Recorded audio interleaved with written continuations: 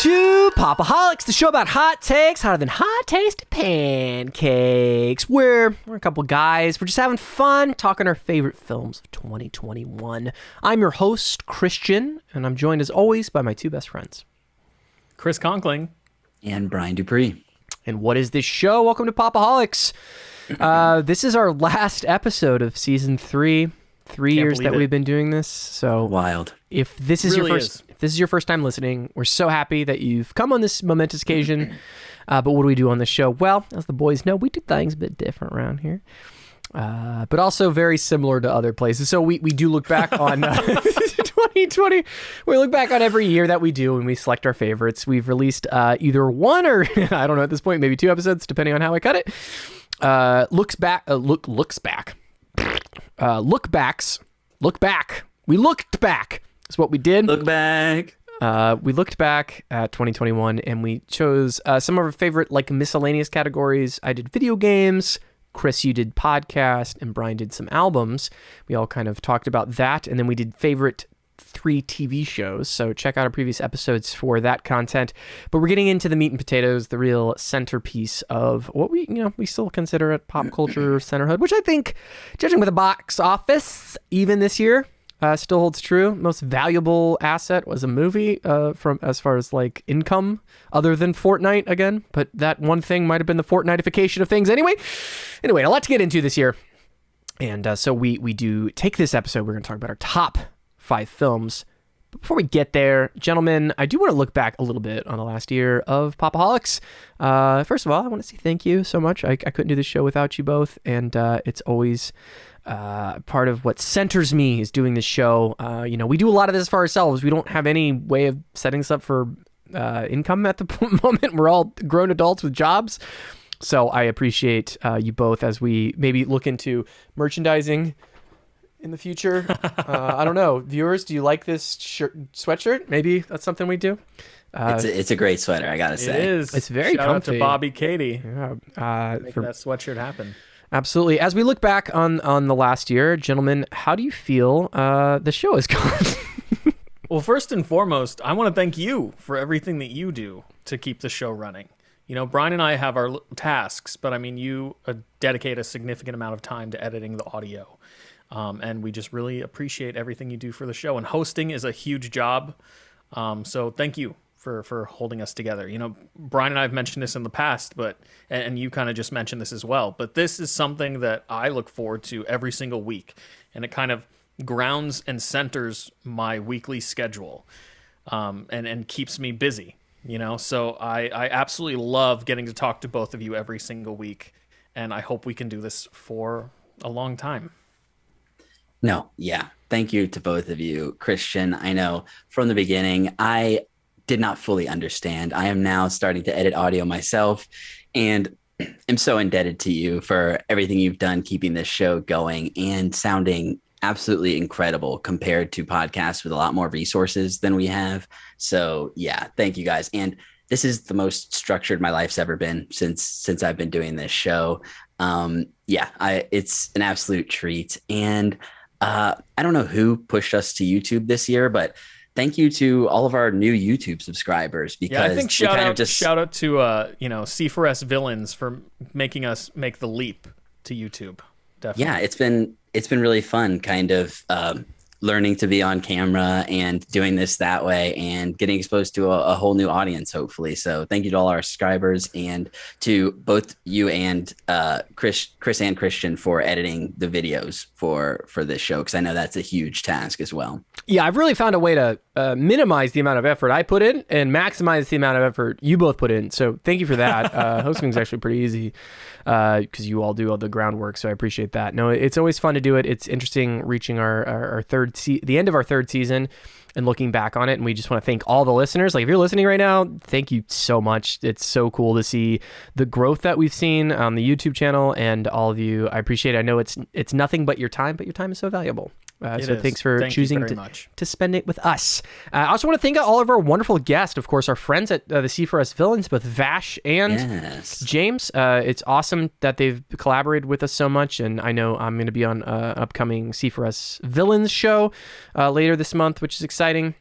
Excellent. And I cannot wait. you both have been on episodes of their show, so shout out to them. Check out that channel; it's a lot of fun. Definitely a good deep dive into more nerdy, comic booky stuff, more of Chris's Royal House, if I'm being honest.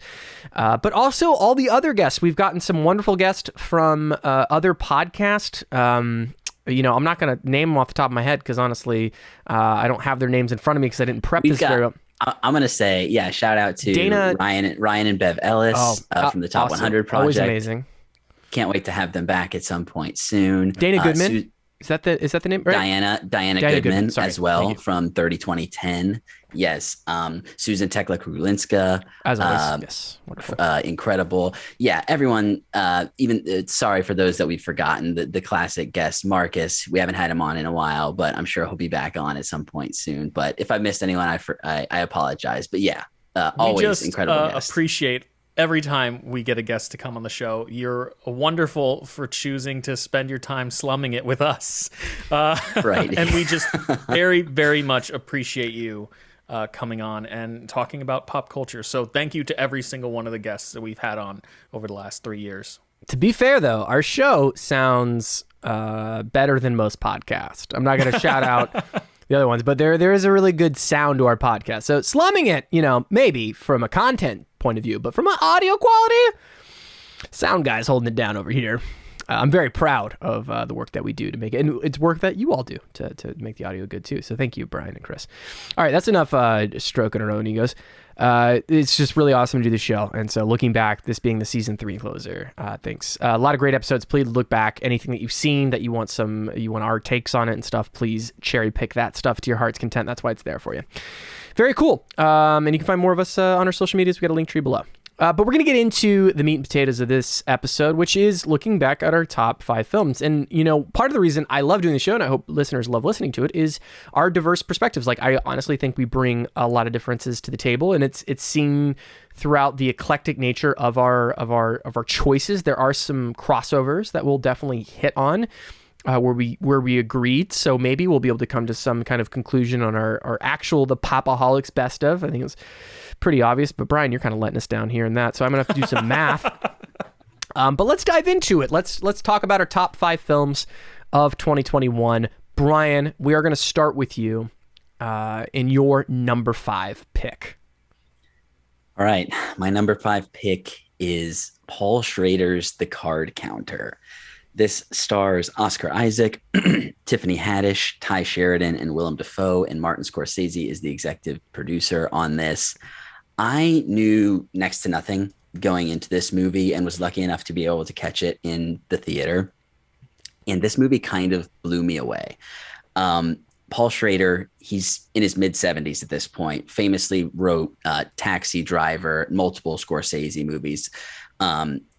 Undeniable classics he's been involved with and he's still got it. This movie feels fresh and relevant, and Christian's going to be talking about another older director who feels similarly today, who's still on the top of their game. The movie is stylish and sexy. It's provocative and kind of a slow burn as well, kind of maybe inverts your expectations at times. Oscar Isaac, consistently incredible, obviously.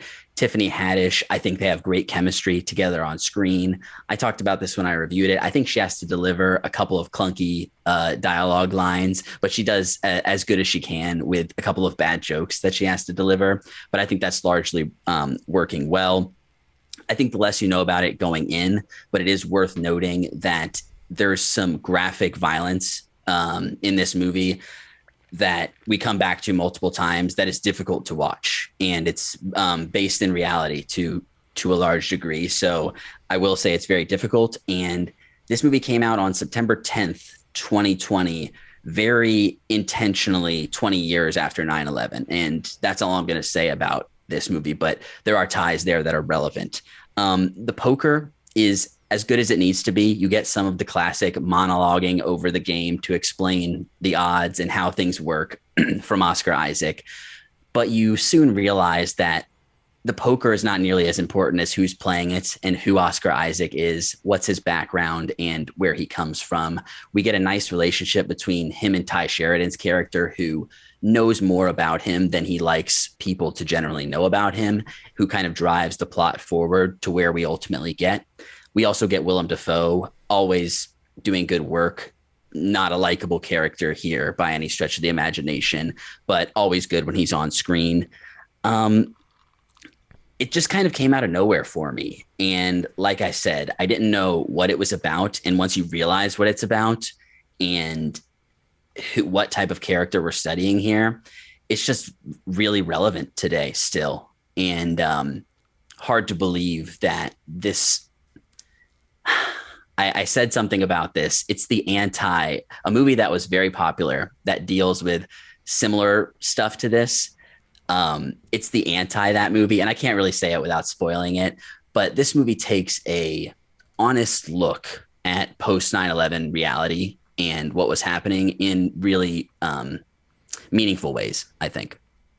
Yeah, I'm happy we do this list because it makes us all crunch at the end, and I certainly saw pretty much everything on most people's list. I think I missed one of yours, Brian. But trying to catch up and see a lot of the stuff that I heard hyped about online, as well as see what was on our list. And this was one that I just caught last night, and I'm so happy I did.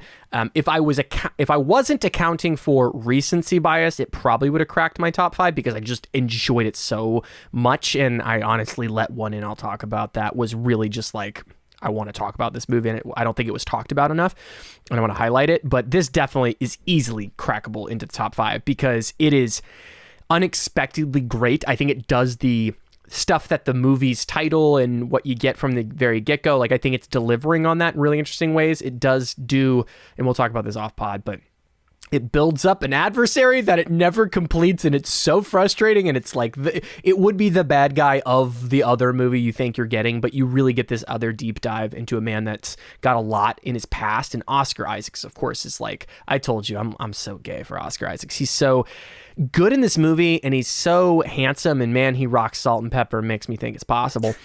And I also want to shout out, one of the highlights for me is the score by Robert Levin Bean, which is incredible. It's probably my favorite, single-handedly ties this movie together and gives it this AAA polish that I otherwise don't think it has. It looks like it was made on quite a strict budget. But this soundtrack is huge, and it very much reminds me of OK Computer by Radiohead, using a lot of very similar sound effect pedals. And even though it is kind of pop adjacent vocals that are happening over a lot of the sequences, like, it's all very ethereal and really adds to the movie, the moodiness and vibe of the movie. And everybody's performances are great. I particularly love our female lead that plays opposite Oscar Isaacs. You have her name pulled up there, Brian? Yeah, Tiffany Haddish. Tiffany Haddish. Oh yeah, of course. It is absolutely incredible, and a very unlikely, for a couple different reasons, romantic counterpart that we get to Oscar Isaacs, which I think is really refreshing.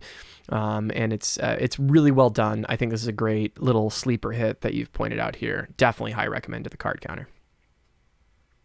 So that is Brian's number 5, The Card Counter, which is available on video on demand as of this recording. Chris, your number 5 is something that Brian caught much earlier in the year. A lot of hype from Brian, as well as other critics. We had a little watch party and watched it simultaneously together. And it was a lot of fun. And it was very fun to watch through. Did not make it into my top 5 for reasons that we'll discuss. But your number 5 is The Green Knight. Yes. The Green Knight, starring Dev Patel, directed by David Lowery, who I'm only familiar with. The only other film I've seen by David Lowery is the Pete's Dragon adaptation that he made for Disney years ago. But I absolutely adored this film. That's why it cracked my top 5, mostly because we get so few pure Arthurian myths adapted to film these days. You know, we have a lot of, and to be clear, this is an adaptation of a 14th century poem called Gawain and the Green Knight. But we get so few pure Arthurian adaptations. We get a lot of like Arthur origins and like weird twists on the King Arthur character. But this actually follows King Arthur's nephew and his quest to gain honor. And the movie is just beautifully shot. It has some absolutely amazing imagery in it. And I think Dev Patel's performance is excellent. So mostly for the reason that I love this type of storytelling, and I think The Green Knight absolutely delivers on an Arthurian myth.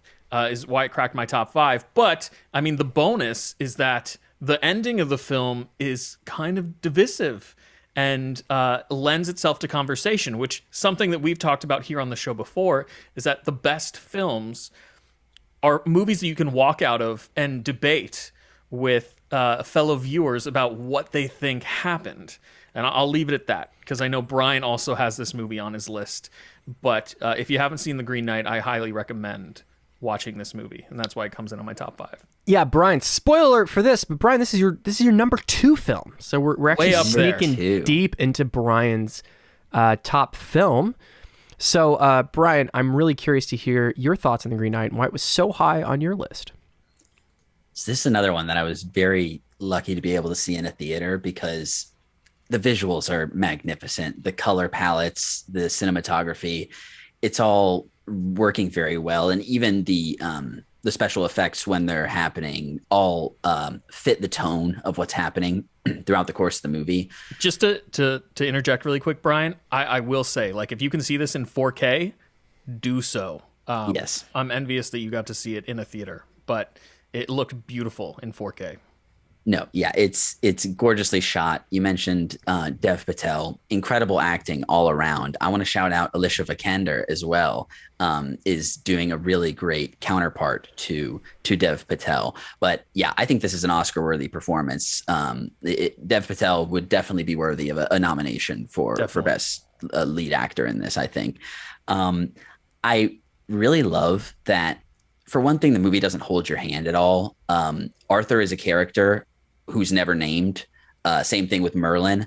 Rewatching this, things kind of become a little more obvious as to who's who if you know the characters. Yeah. But it really doesn't hold your hand at all. And on one level, you could kind of read this movie as a mother not so subtly kicking her son out of the house and telling him to like get off his ass. Go do something with your life. And if you look into, I'm not going to get into second and third act stuff here, but there are casting decisions. And if you look up what the actual story is, that lead to a lot of really interesting questions about what's actually happening and getting into what the movie's about, how legends themselves are formed and things like this. Mainly the consequences of your actions and taking responsibility for them and realizing that something that you think is not meaningful could actually be a lot more serious than you had realized at first. And ultimately, you know, the acceptance of the inevitability of death. So this movie is just working on so many levels and reminds me why these myths persist, because they really are so meaningful still, and you can bring so much out of them.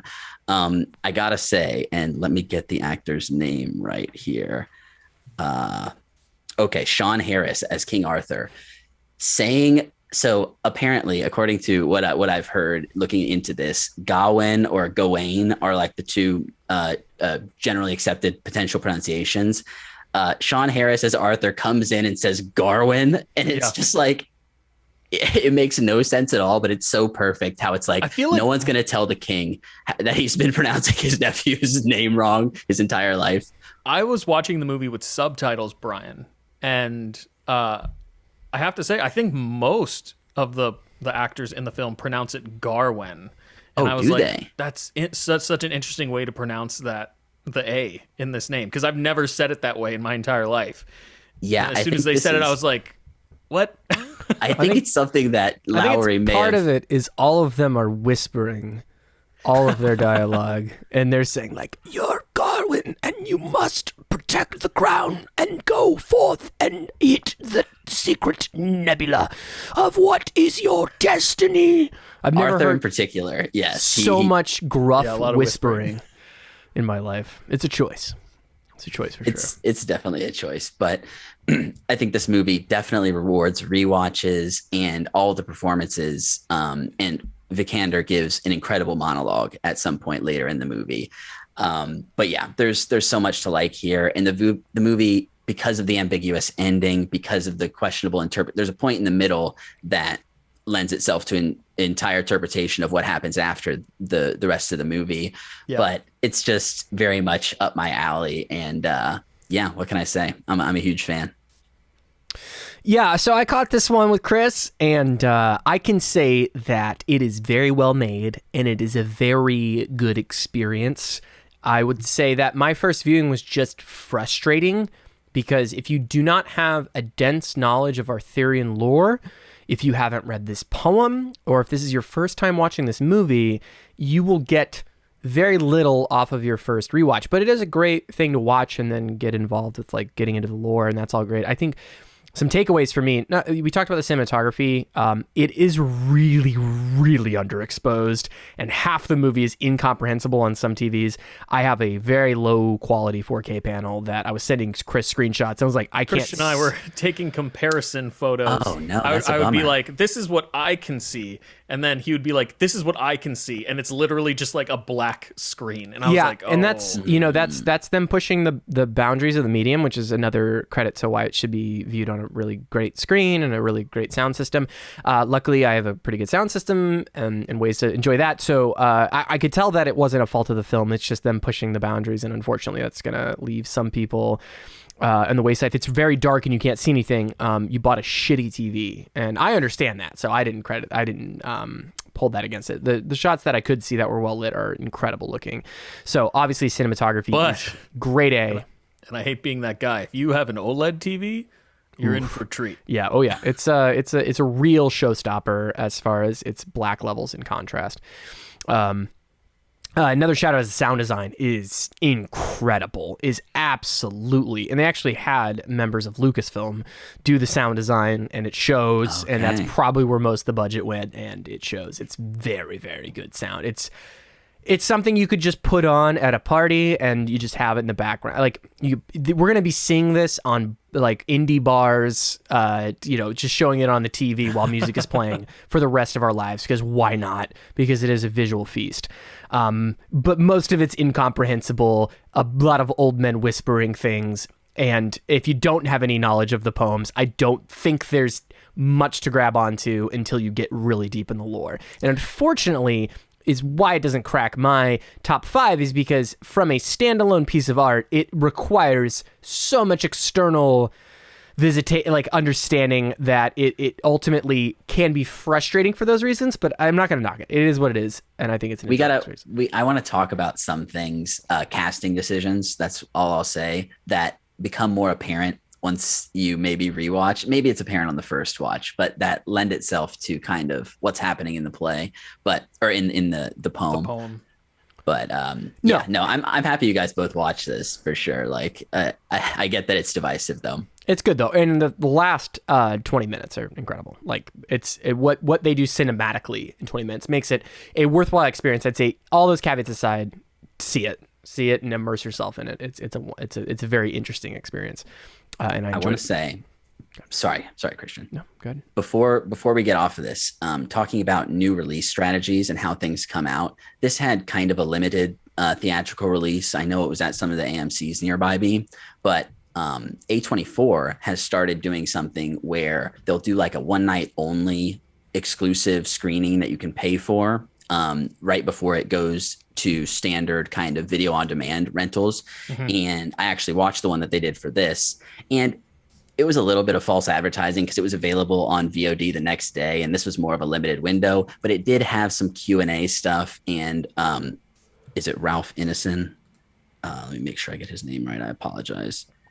Yeah, Ralph Ineson did like a little bit of something before and after the movie that added to the experience. But yeah, this was kind of a new thing that A24 seems to be doing with releasing their movies streaming in kind of an exclusive way that adds some bonus content. That was kind of a cool thing that happened for the first time this year, as far as I can tell.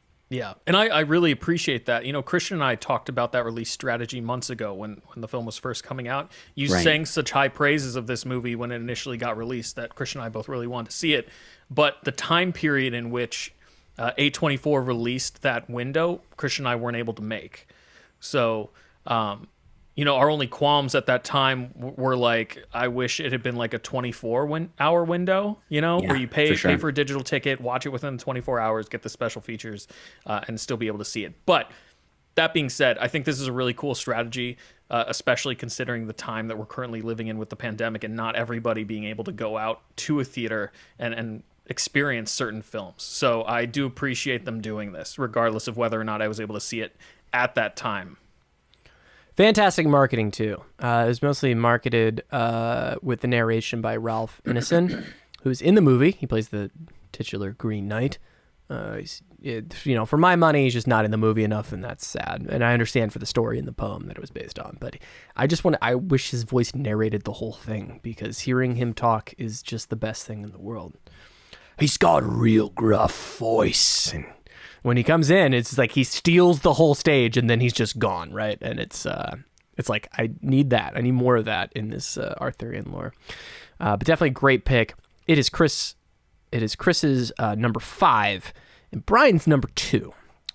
So now we're going to move on into my number 5, which is also, Brian, we're just stealing thunder from you. My goodness. You're number 4. I'm happy that that you guys enjoyed these movies. I know a couple of the ones you're not as hot on. Chris is more hot on. Continue, Brian. Go sorry. ahead. No. Well, I was going to say, truth be told, Christian and I were very reliant on Brian for what do we cram here at the end of the year? Because Christian and I weren't able to see all these movies over the course of the year, but we wanted to see the best ones we possibly could. So we essentially had Brian send us a picture of his top 10, and then Christian and I proceeded to try and watch as many of them as we could over the course of a week. It's true. So thank you, Christian Brian. had seen this one earlier, though. I had, which is that's true. That's why true. I felt good keeping it on, because it's something me and Brian both watched upon its initial release. But Brian, I want you to introduce it. You have it higher on your list. You think higher of it than I do, slightly higher. But we both enjoyed it. That is No Sudden Move, which is my number 5 and your number 4. Brian, tell us about No Sudden Move. Yeah, so this is directed, photographed, and edited by Steven Soderbergh, and written by Ed Solomon, and stars a huge ensemble cast, including Don Cheadle, Benicio del Toro, David Harbour, John Hamm, Amy Seimetz, Brendan Fraser, Kieran Culkin, and many more. So I'm a big Soderbergh fan. So I kind of went into this with knowing the cast, thinking that I was going to enjoy it. But it was one of the earlier straight to HBO Max movies. And I saw it there and was kind of conflicted about how I was going to feel about only watching it at home.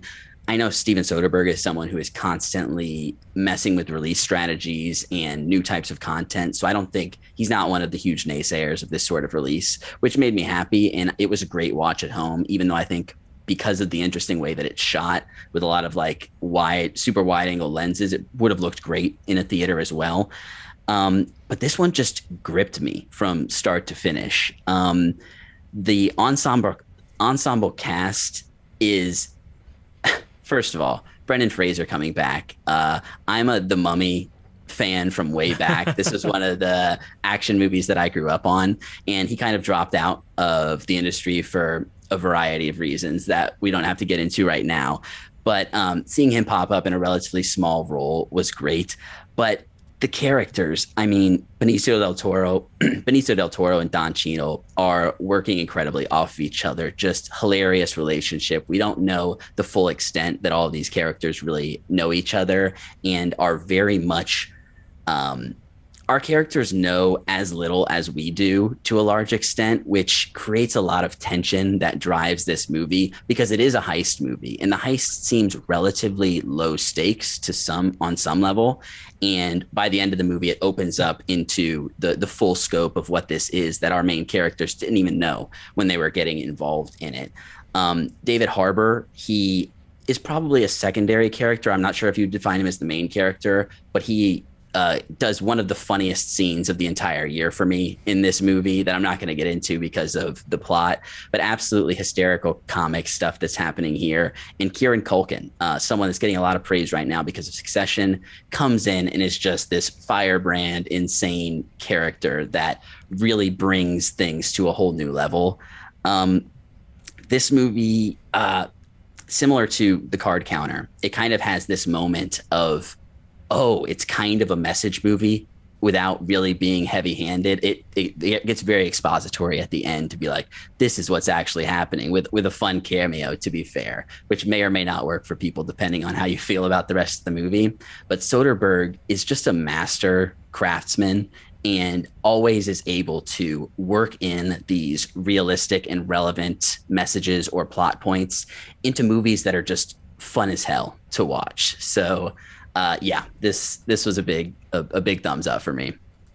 Yeah, you point out a lot of the things that are working in this film so well. And I think that a film like this always has to encompass at least my top movies in a year, which is I always need a good crime drama. I just always need a bunch of men that are outside of their realm, that are just like struggling with keeping up with all this like hype and all the things that are happening and spinning plates. And this delivers on that in such a way. I think the way it's shot too gives it a unique spin from the point of view of the cinematography. So it makes it feel very different from other crime dramas that we've gotten. I think the performances have to be there, and they certainly are here. This is definitely why it's in my top 5 and not a little deeper a little more shallow in my top 10, is because the performances are so good. It's shot with such confidence, and it's just a fun, intense ride.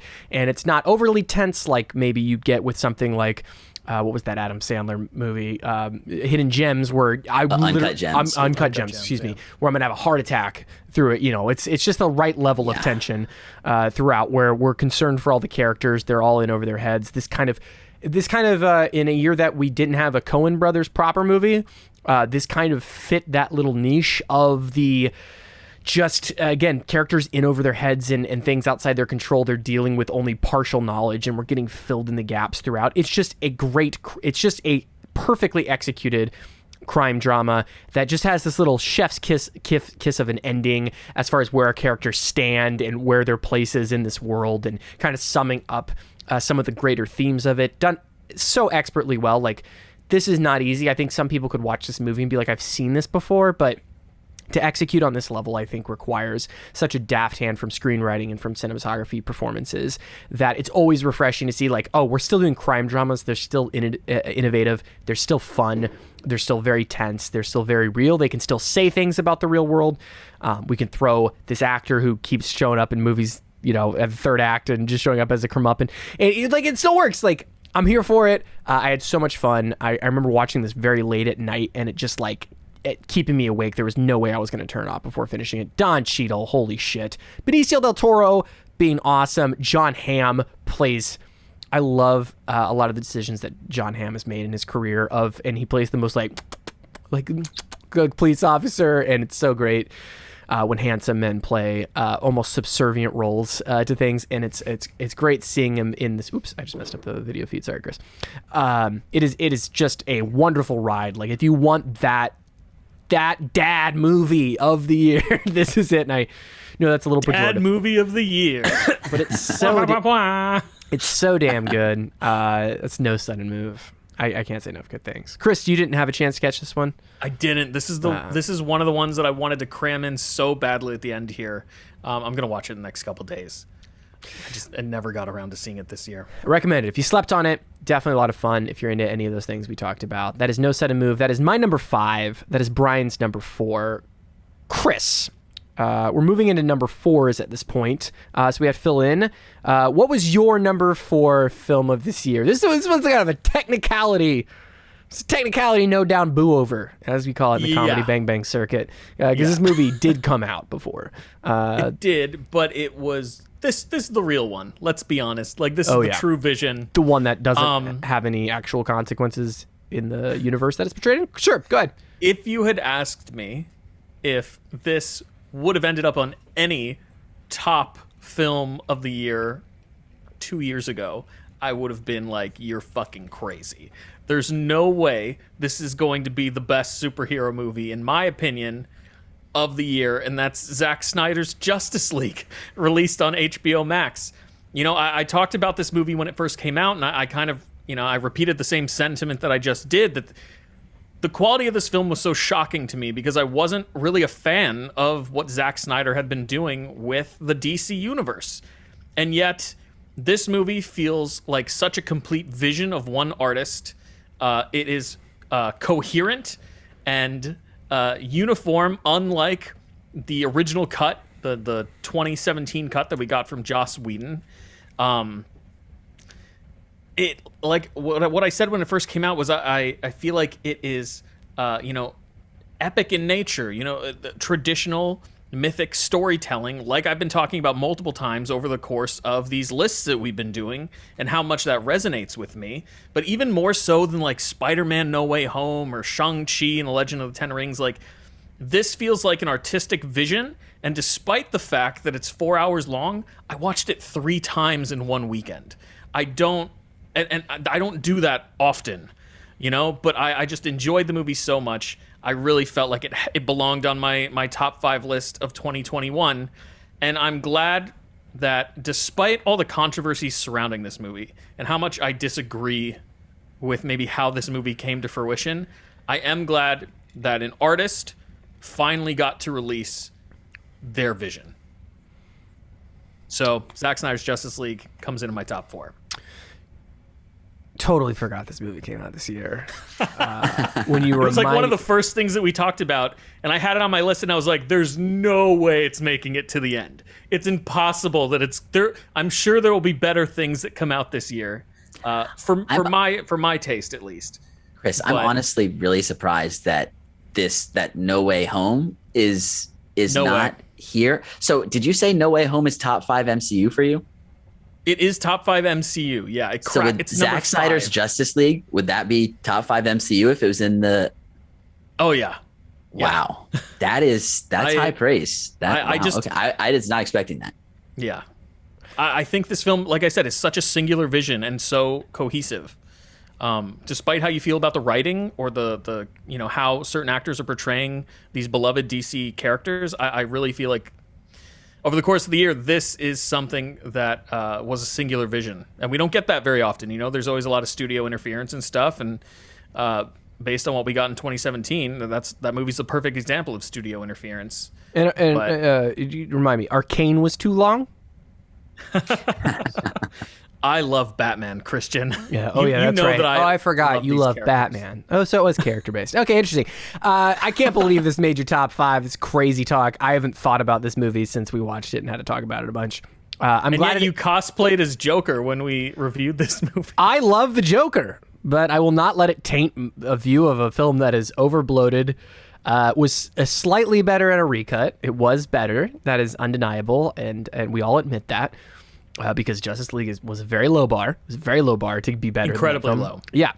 It's insane that you put this on your list, and it makes me question our friendship. But, I'm glad it exists because it is so starkly different from the other superhero stuff, and I do agree that it's a stronger vision for these DC characters, and it definitely improves upon a lot of that, but it is 4 hours long. It is. There's no way in hell I would have sat through this movie in a movie theater. I don't even think it qualifies as a movie. I reject your choice here. I think it's disqualified on merit alone. Oh my gosh. Entirely too long. It's entirely too long and self-important. We ended up not. I mean, I don't know if you're going to come back around to it, but the Snyder Bros are coming. We're canceled. We're canceled by the Snyder Bros. Over. Christian, we were initially going to talk about the state of cinema in 2021. I and I don't know totally if you're going to come back around to that. But Spider-Man No Way Home was a large part of that conversation. And one of the things that we talked about during our Spider-Man No Way Home review is, can this movie even be considered a movie based on what it requires of people, And I think Zack Snyder's Justice League is more of a traditional movie despite being 4 hours long, because there have been 4 hour long movies prior to this film existing.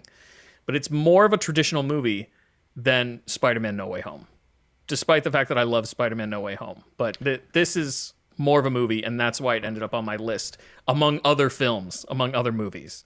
And Spider-Man No Way Home didn't. Yeah, no, I also am looking forward to the John Watts director's cut of Spider-Man No Way Home. That's 4 hours long. 5 hours long. Broken up into 4 different episodes. It's actually a massive cut of every Spider-Man movie that's come before it. Well, it has to be. Super cut into one 8-hour film. I just got to say, I definitely enjoyed this movie. It was not on my top of the year, but it was an undeniable improvement, like we've talked about. There was some really interesting character design changes that I think worked really well.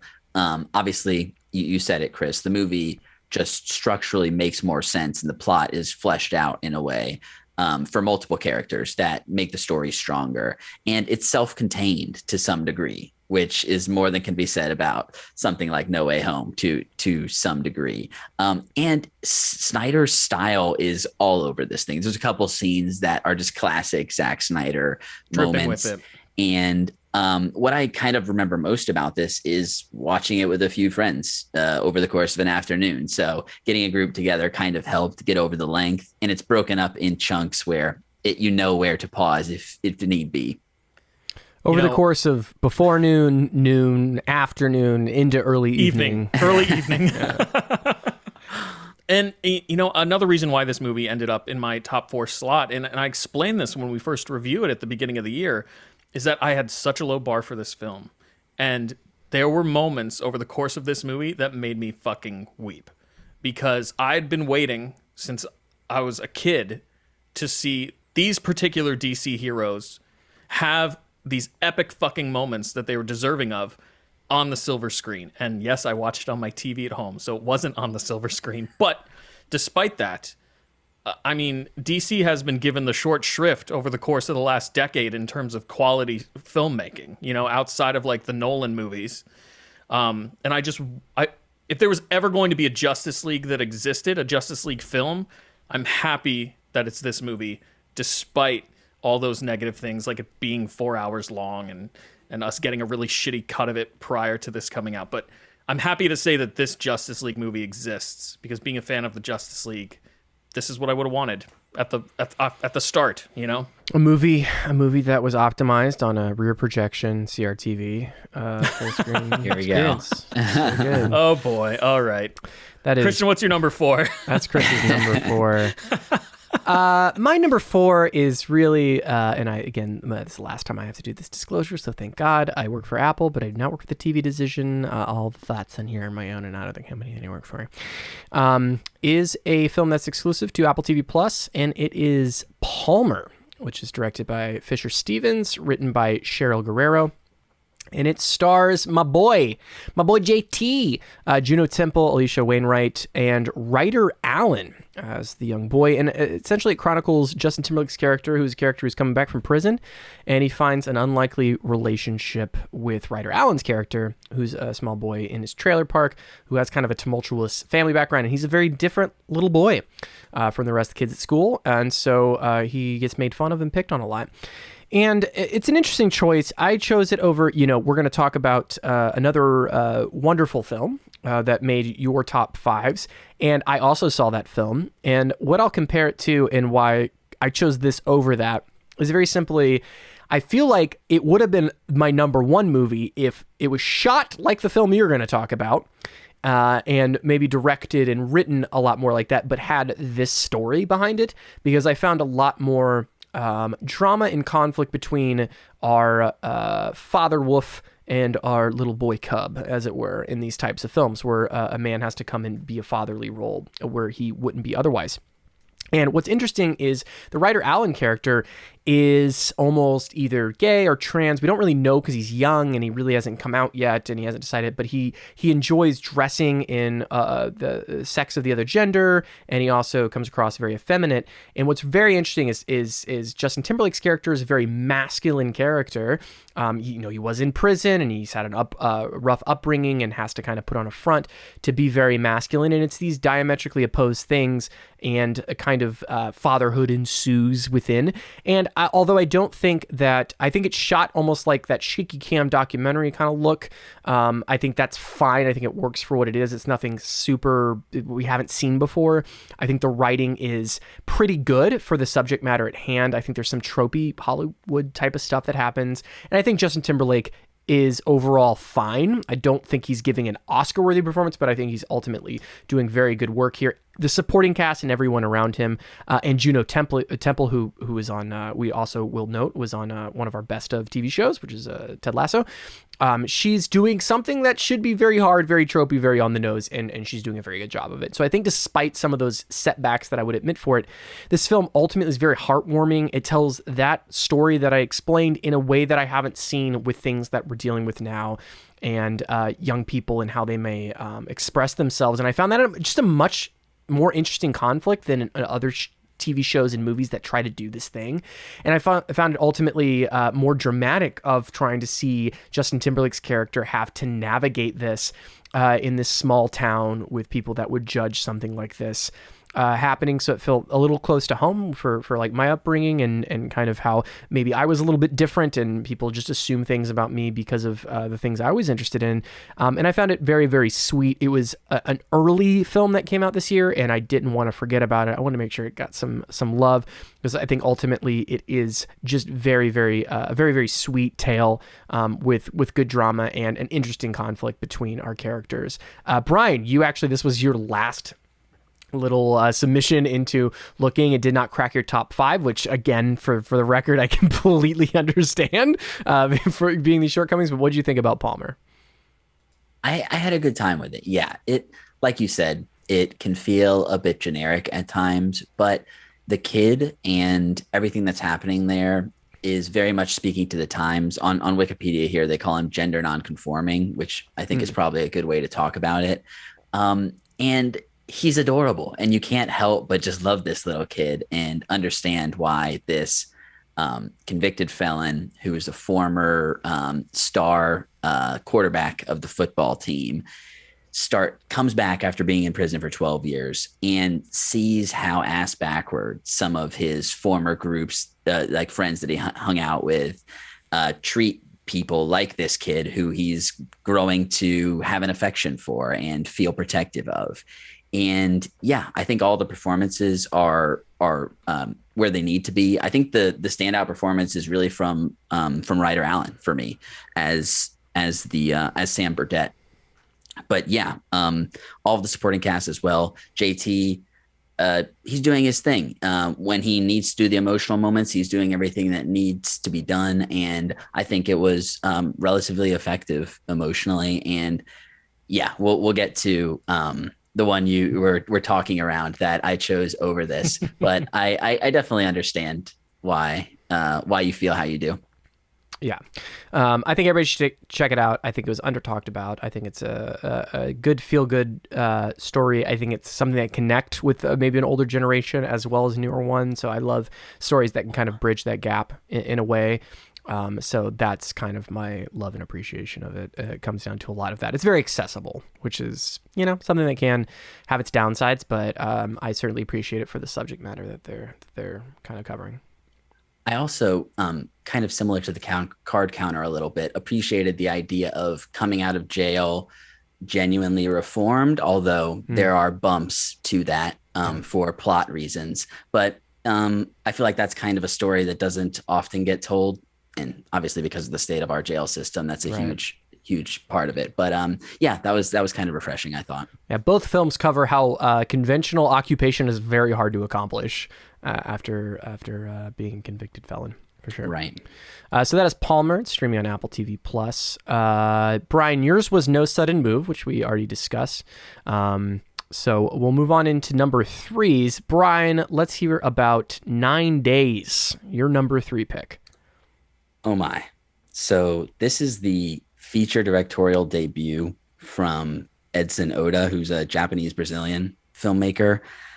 And this movie, written and directed by Edson Oda, it stars Winston Duke, Zazie Beetz, Benedict Wong, Tony Hale, Bill Skarsgård, David Riesdahl, and Ariana Ortiz. Spike Jonze was an executive producer for this one. And this just struck me ridiculously deeply when I was able to see this one in a theater in its relatively short run. It's life-affirming science fiction in all the best ways, and the fact that it's a directorial debut, writer and director, really makes me excited to see where Edson Oda goes from here, because the movie it's very small. It's very clearly a low budget movie, but it uses its money so effectively. And when I talked about this before, I didn't even give away the premise, and I think I'm going to give away the premise here just so I can talk about it a little more. But basically, let me get the Okay. In the film, a man interviews 5 unborn souls to determine which one can be given life on Earth. So Winston Duke plays the interviewer, and we meet these basically developing personalities. And the way that the interviews happen is all the characters are presented with live streams of different people on Earth. And the movie gets to these really deep and true ideas about how much our personalities and how we view the world depends on what we choose to focus on, and how you can see the same thing and have drastically different interpretations of that thing. And so the whole movie is Winston Duke based on his past that we know very little about and learned a little bit more about throughout the course of the movie, his experience for seeing what types of people he think will do well in his view of the world, and maybe how that shifts over the course of the movie with some of these characters that he ends up interacting with and having to reject from having a life and sending them back into nothingness. And it's just this incredible practice of human empathy, and shows it really broke through this cynicism and kind of fatalistic view of the world that I think these days is kind of prevalent everywhere and rampant in the world. And it really broke through and showed me the beauty of human experience and what life can be when you're truly connecting and empathizing with other people. All the performances are incredible. Benedict Wong, Zazie Beetz, Winston Duke, all on the top of their game. Tony Hale is really funny and great in this. And I hope I haven't said too much. It's not really a movie you can necessarily spoil, but yeah, I can't recommend this one highly enough. And it makes me so excited to see where this first-time writer-director is going to go from here. Yeah, certainly have me intrigued. It's a great little shout out there. Is it available on VOD now? It is. Yep. You can rent it wherever you get most movies. So Brian's number 3 pick is 9 Days. We'll get to my number 3 pick and go through our top movies of 2021 after a short little break on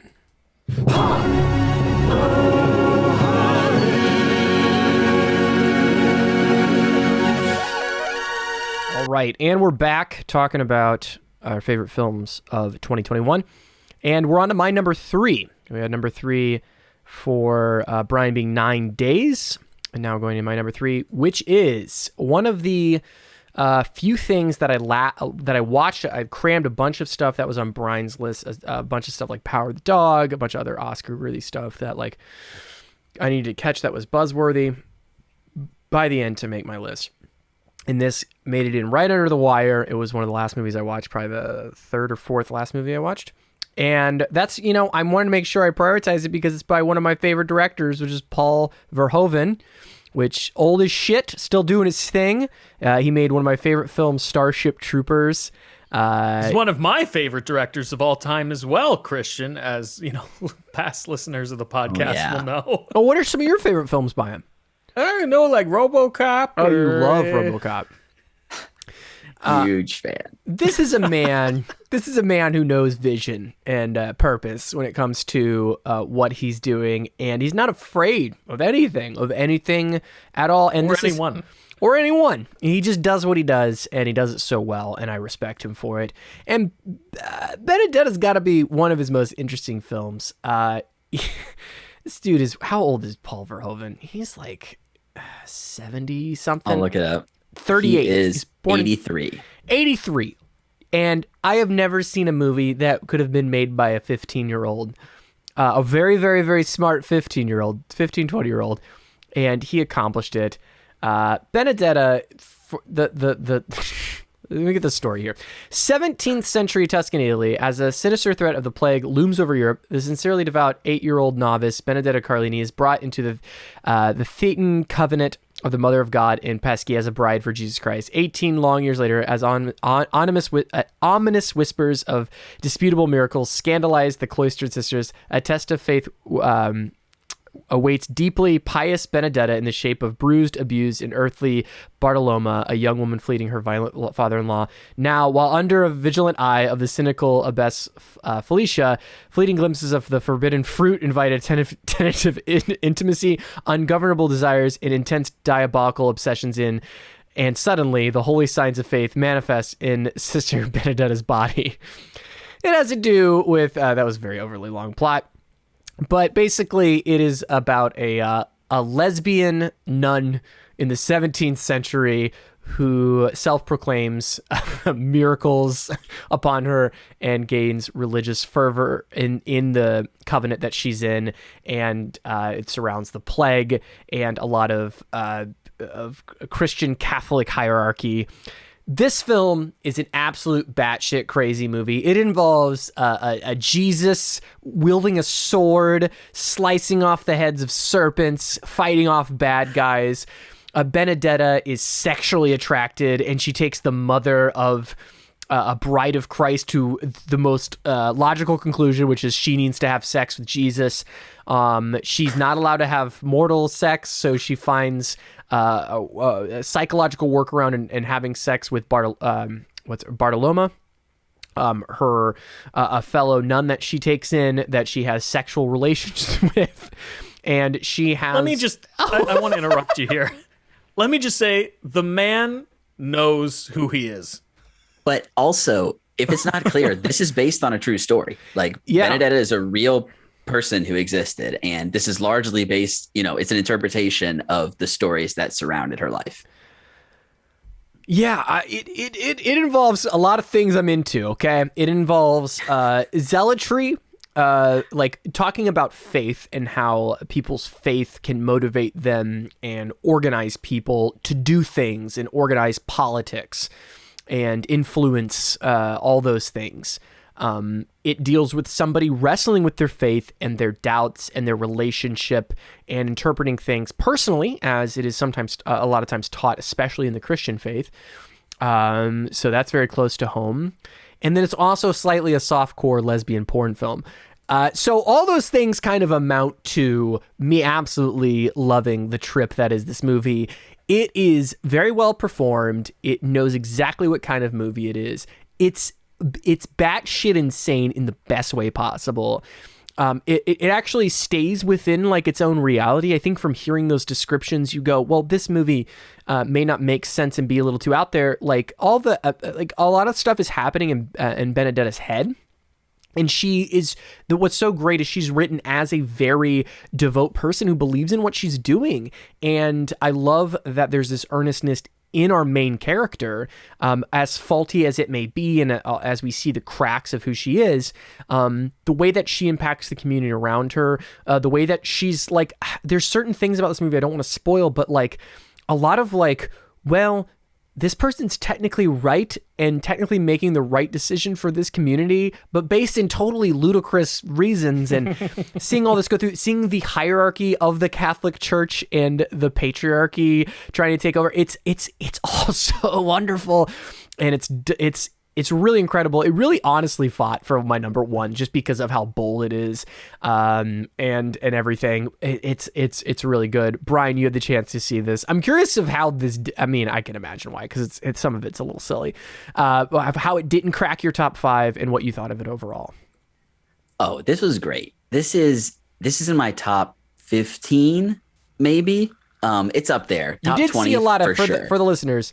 I don't think we made it apparent on the audio recording or the video of what you're going to see. Brian saw over 150 films, so I'll take top 15. No, he saw 132 films. 132. Yes, 132 new ones from this year. So, but still, that's a lot. But no, this was definitely up there, and it's just so outrageously blasphemous that I'm kind of immediately drawn to it. And the really interesting thing is, so Verhoeven, I can't remember the exact name of the society, but it's very interesting. He is one of the only non-theologians in this society that studies the historical reality of Jesus and is trying to get to the heart of the reality. So Verhoeven is very kind of steeped in studying all of this stuff. And I think the movie really is grappling with the potential reality of Benedetta's visions. To Christian's point, we see the visions through her eyes. And throughout the course of the movie, it becomes debatable to the rest of the characters what's actually happening during these and the reality of the potential miracles that are happening around her. And it's complex questions that are still relevant today if you're interested in these sorts of religious and philosophical ideas. And like you said, Christian, there's something undeniable about the results, and seeing the structure of the church who wants to simultaneously acknowledge this and get fame and renown for this convent that they're in, but counterbalancing that with, is this woman just pulling the wool over our eyes? Is she kind of screwing with the church and taking advantage of us?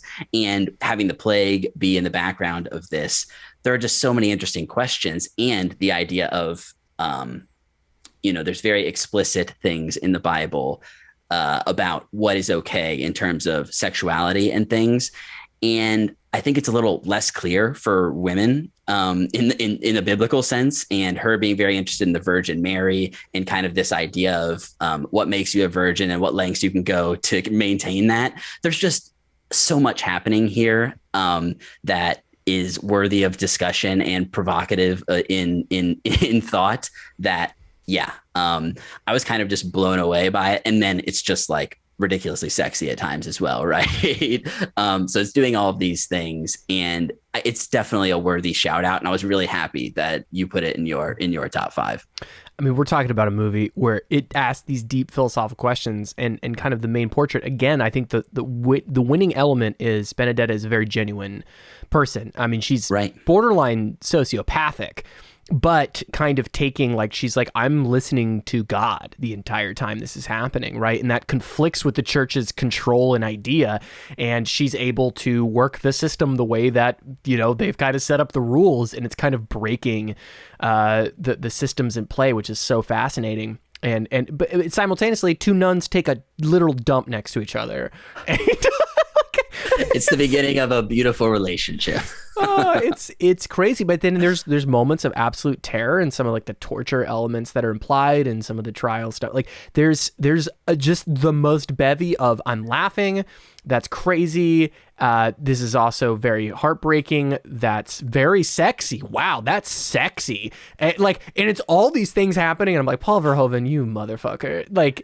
Only no other director can pull off all the things that happen in this film. It is an insane accomplishment, and that is why it is my number 3. I just want to say there is a lactating breast in this movie. It's one of the funniest gags of the entire year, and that's all I'll say about it. But hilarious the way that it happens. Oh, and Lambert Wilson, who I did not know could speak French, as the nuncio. Oh my God, the nuncio is so good.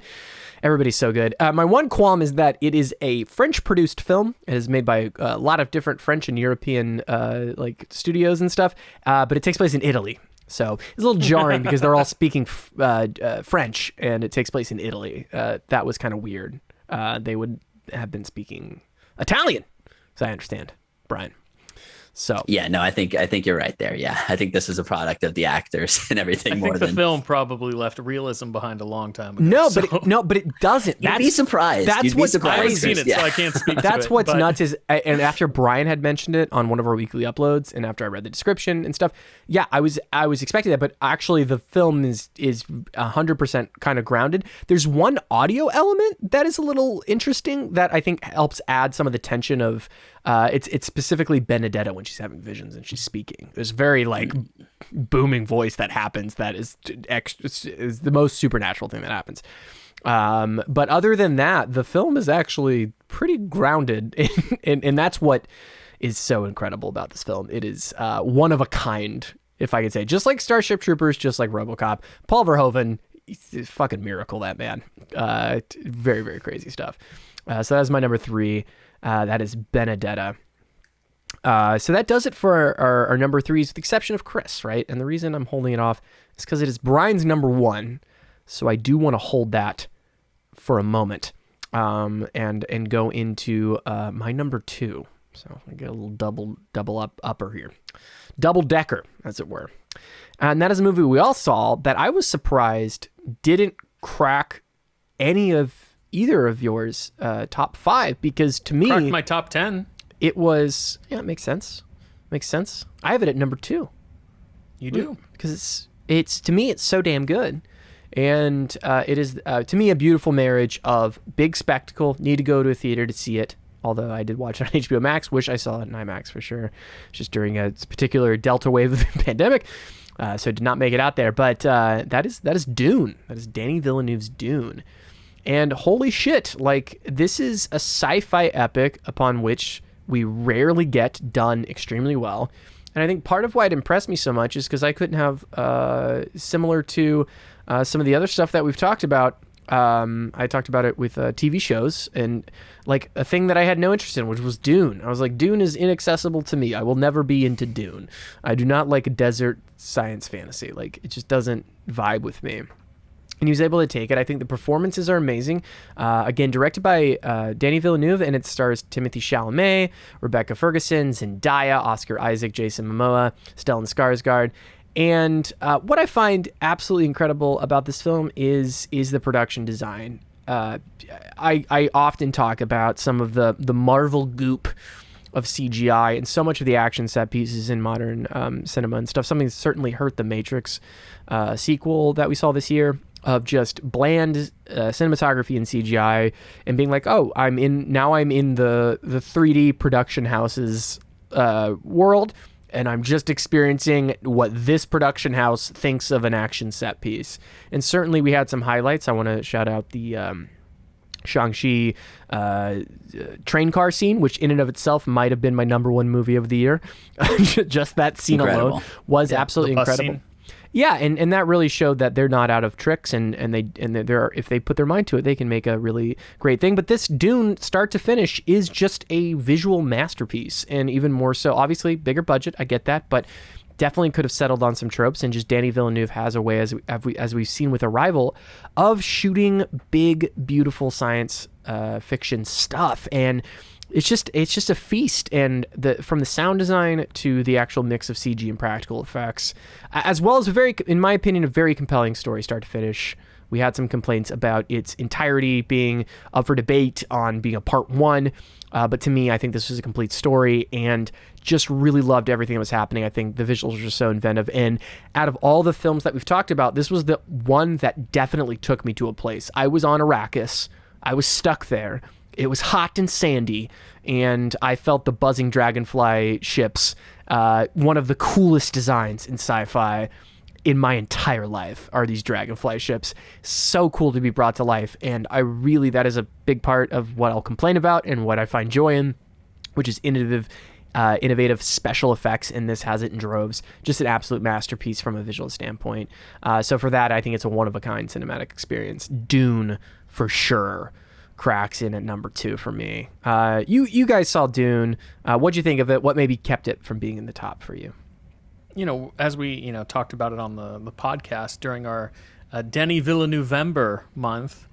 God, we're getting so good with these names. I absolutely love the movie. It was transportive, like you talked about.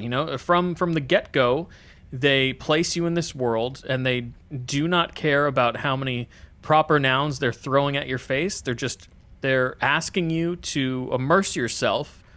And in the same vein as Peter Jackson adapting Lord of the Rings, I think Denis Villeneuve was the perfect choice to adapt Dune.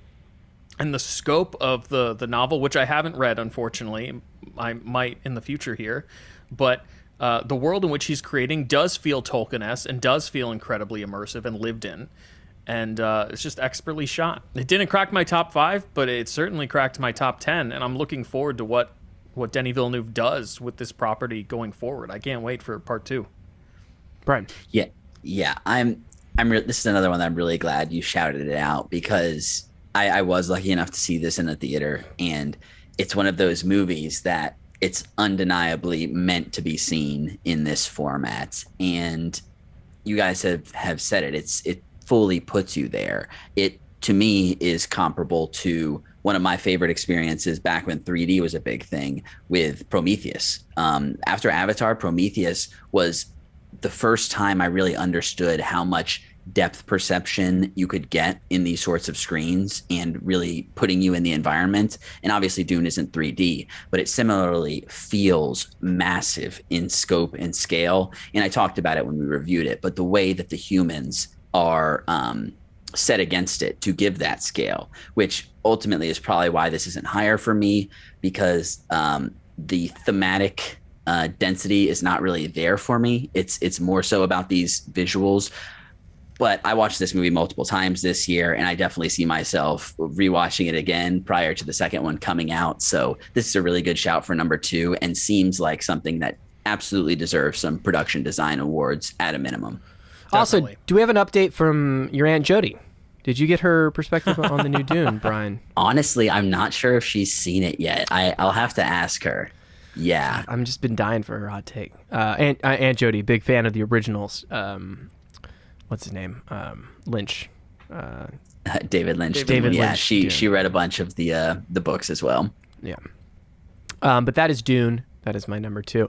Now, we have a lot of overlay here, which is not streaming on HBO Max anymore. I imagine it'll be on demand soon. I think it's actually not able to be watched unless it's on demand already, but should be coming to on demand soon if not already available. Dune, you're talking about. Dune. Right. Yeah. Yeah. Now, we're in our number 2s. Okay, we got a lot of overlap, so let me clean this up. First thing we're going to do is... well, I still haven't said my number 3. That's true, but because it's Bryant's number 1. But for our number 2s, just as a reminder, Dune for me, Brian is the Green Knight, and then Chris just overlapped the hell out of his second and third, so that's why it's a bit tricky. But let's go in and talk about Chris's number 3 and Brian's number 1, which is Come On, Come On. Brian, this is your number 1, being that's your top slot. I want to give you first take. Why is Come On, Come On number 1 film of the year for you? So I raved about this relatively recently when I was able to see it. This is the latest movie written and directed by Mike Mills, stars Joaquin Phoenix, Gabby Hoffman, Scoot McNairy, and others, as well as Woody Norman plays the lead kid in this movie. And this was the most emotionally effective movie of the year for me, hands down. It was working on nearly every level. All the performances, I think, are excellent. Again, when I was reviewing this before, I didn't really get into the structure of this movie, but I am going to get into it a little bit here. So if you don't want to know anything about this movie, it's my number 1 of the year. So obviously a recommend. It is ridiculously powerful, and similar to what I was saying about Ted Lasso season 2 and Ted Lasso in general, at the heart of this movie is open and honest communication and how to get there, how to properly express your emotions and understand your own emotions to be able to express them.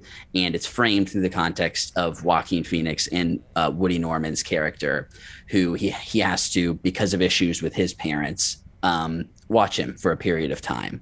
Throughout the course of this movie, we get real interviews with students from elementary to college age, seemingly, about the state of the world, their dreams, the future, which is just really refreshing and sometimes depressing, but real, and grounds the narrative of this movie in a real way. We also get Joaquin Phoenix reading passages either from children's books or essays, and we get the credits across the screen when they happen. That really brings some profound meaning to the rest of what's happening and perspective on the world. And this relationship between Joaquin Phoenix and Woody Norman is just really beautiful and opens them both up to new understandings. And the tension of this movie, to your point earlier, Christian, what really struck me was how difficult the pure dread that can come from your child or a young child that you love being out of your sight for 3 seconds. Definitely. And the implications and the worries that immediately creep out of this. And it expresses them so fully in a character who really did not want to be this attentive uncle at the beginning of the movie. And it was working through his own emotional baggage that this kid ultimately helps him get through and express to some degree in terms of his relationship with his sister and some tragedies they've experienced together. just really blew me away and felt like something that I really needed this year. Obviously, some darkness there, but I think ultimately really hopeful, and just made me hopeful for movies. And this movie is shot in black and white cinematography that looks absolutely gorgeous and brings such character to all of these different cities that they're traveling to. I'm rambling now, but I absolutely loved this movie. And Chris, I was so happy to see this one make your top list. I'd love to hear your takes. Yeah, so Brian, it was your number one. Chris, you're number three. Chris, come on, you're number three. For all the reasons that Brian just mentioned. The film itself, as Brian mentioned, is filmed in black and white, and there's some beautifully photographic images of both LA and New York City over the course of the movie. But at its core, the reason why I like the movie so much is because of Joaquin Phoenix and Woody Norman's relationship in the film. It feels so genuine, like Brian said, and realistic in terms of like how an unassuming father figure, and he's his uncle in the movie, but how an unassuming caretaker would have to quickly figure out how to take care of a 9-year-old kid and relate to this kid and have conversations with this kid. And it also makes it more challenging because Woody Norman's character in the film, Jesse, is a bit of an eccentric. He's not a normal 9-year-old, and he's very intelligent. So he can have these very emotionally intelligent conversations with Joaquin Phoenix's character, Johnny. And, as Brian mentioned, there are various kind of quotes over the course of the whole film, and some of them are exceptionally emotionally resonant and definitely make you get a little teary-eyed. Overall, the movie just felt very human to me. And I'm not a father at this point, but I want to be, and my wife and I want to have kids in the future. And there was a little anxiety tied to this movie, and how, as an adult, you find ways to relate to children and communicate with children. So yeah, I love the movie. It was great. Like I said, Joaquin Phoenix could do no wrong when I was texting you guys about the film. He's fantastic in this movie. Yeah, you both bring up really great points. I think this is a worthy addition to the top 5 here. I also caught this film and thought it was really well done. I think my standouts for this are Mike Mills as a director seems... Again, I have not seen his other films, 20th Century Woman, as well as... Is there one other that I'm thinking of, Brian? I don't have it pulled up right now. But it has had a couple of successes as an indie filmmaker. And clearly, the man has vision. And I think my favorite thing about it is actually how this is shot and the different performances that are captured. I found the disconnect for me where it just doesn't crack into this top 5 is... they juxtapose all these real interviews that Joaquin Phoenix does with real kids, and then they put in our character, which is the kid he's taking care of. And I found that it juxtaposed between very genuine children and written children that were written by adults, and that's ultimately where the emotional disconnect happened for me. That being said, there are a lot of beautiful things that happen in this. I think it's a wonderful work of art. I love the way it's shot. It's so genuine is the best way I could even think about it. Like the way that the landscapes are done, the way that the interiors are shot and lit. Nothing is done for over dramatic sake, which I think is a credit to that comparison between the real kids and the relationship between Joaquin Phoenix and the kid. But also, Gabby Hoffman should not be understated. Her performance to me rivals Joaquin's, although she gets less screen time. She is excellent, and I found, Brian, you can probably relate to this, the relationship between them as brother and sister, Joaquin Phoenix and Gabby Hoffman's character, as very relatable brother and sister dynamics. This very, very loving relationship, but also with its own baggage of where you've been and having to see the other go through relationships and having your own opinion on that, and that being a big part of how you complete each other as humans and exist together. And I found that all very good. And actually my favorite part, I felt actually more genuinely emotionally connected to that relationship. And also there's these little odes, these little poems that happen. I think it's the best. I think it's the crescendoing of the film. One of my favorites is an ode to mothers that happens. And it's a short little poem that happens. It's very, very sweet and very loving. And I appreciate that in a film is mostly focused on a male and male relationship, specifically so that there is this tribute to the hard work that mothers do. It's very, very beautiful and cute and wonderful.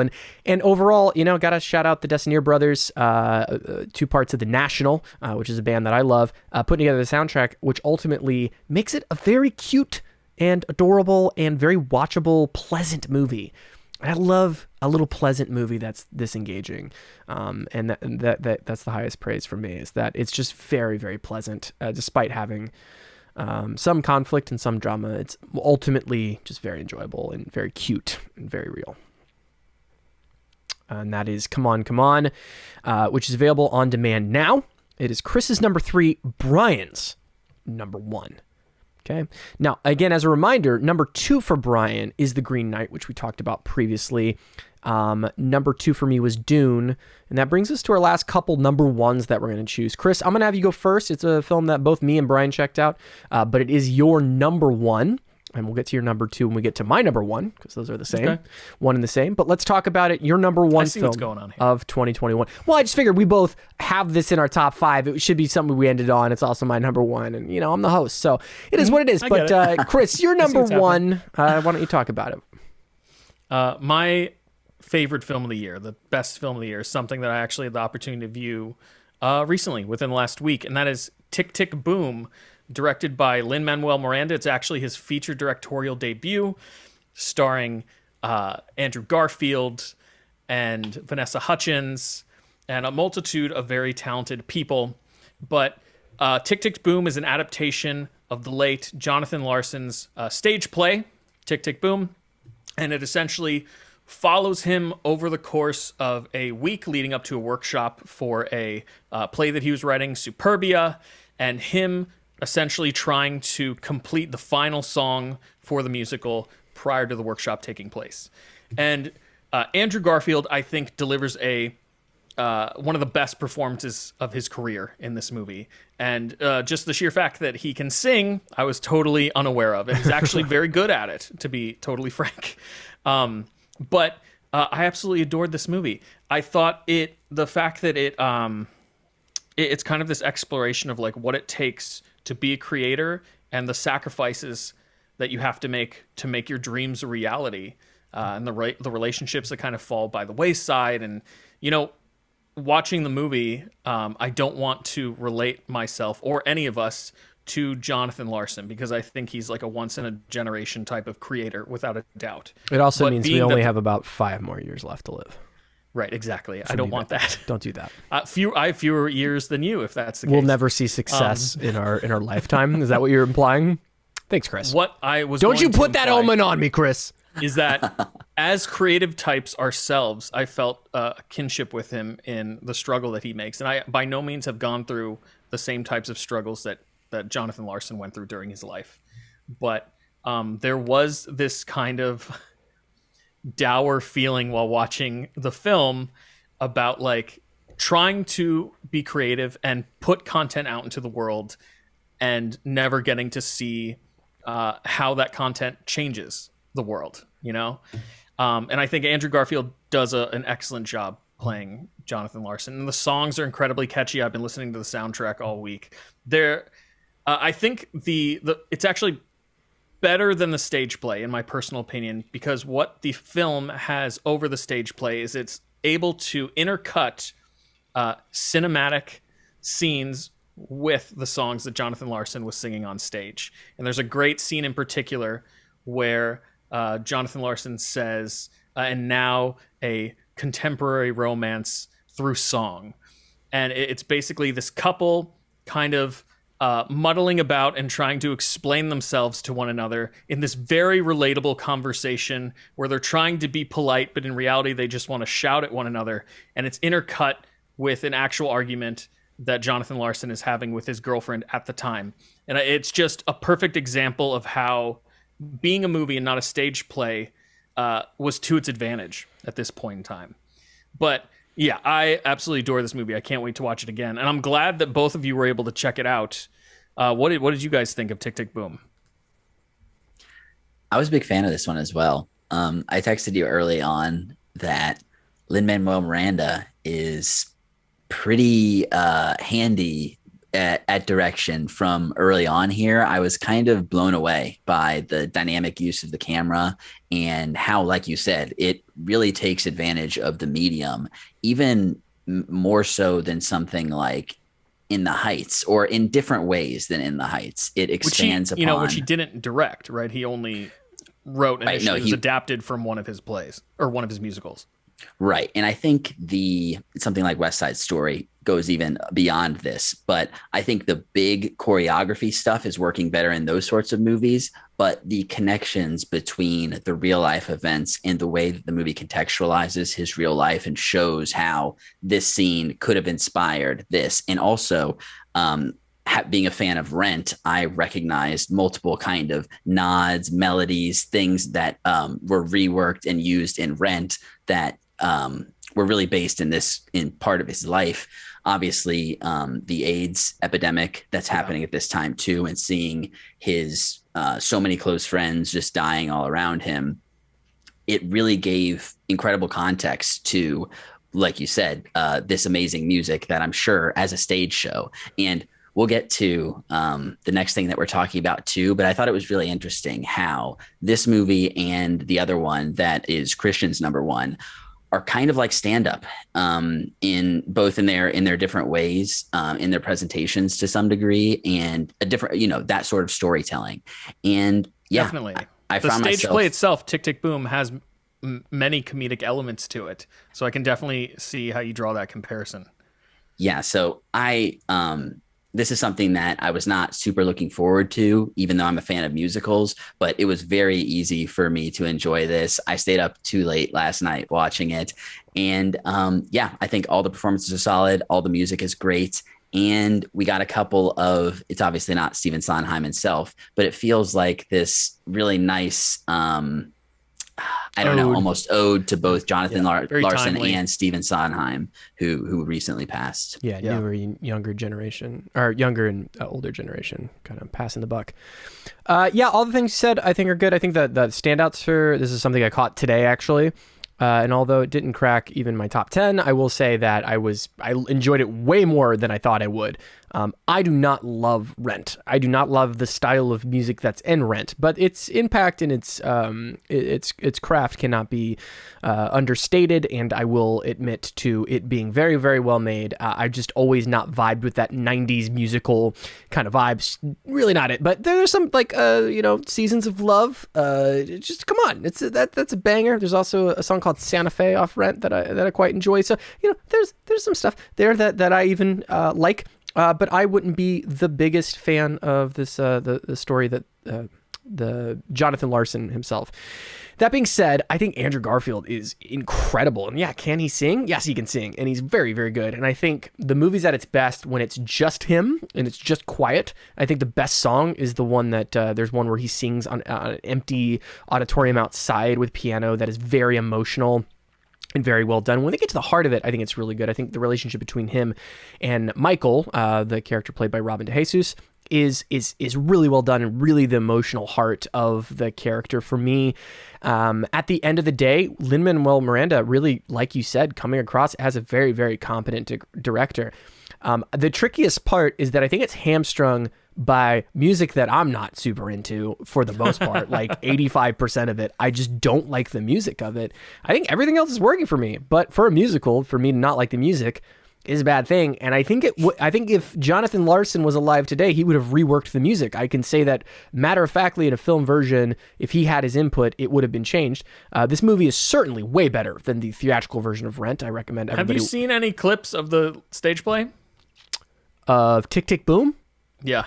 No. But it's again, almost it's identical. Well, the music, I don't think he would rework the music. I think he would have reworked the music for video. I really truly believe that. I think any smart director or musical theater composer would change the music according to how they're being shot and have a singular vision. I could be wrong. I'm not saying that the music itself is bad. I literally just don't think it works as well for film.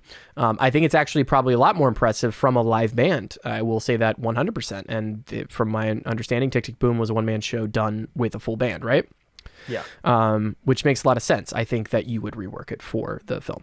And again, if the music doesn't change at all, it doesn't matter. It's just not my favorite type of music, which definitely holds me back to a certain degree. But I think everybody's really great in it. I mentioned Robin DeJesus and, of course, Andrew Garfield, but Alexandra Shipp as well. Joshua Henry, I wanted more from that character. He's a character that's on screen, clearly influenced other characters in Rent, and just doesn't get anything to do other than being a great voice and being awesome when he's asked to do so, which is a little sad.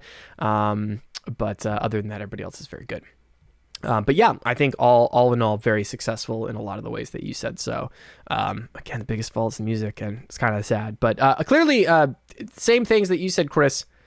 Yeah, I mean, someone feel like they need to get stuff done before 30, and feeling this clock ticking, and feeling the pressure of we're all people that have done creative work and then also work a day job because we like healthcare.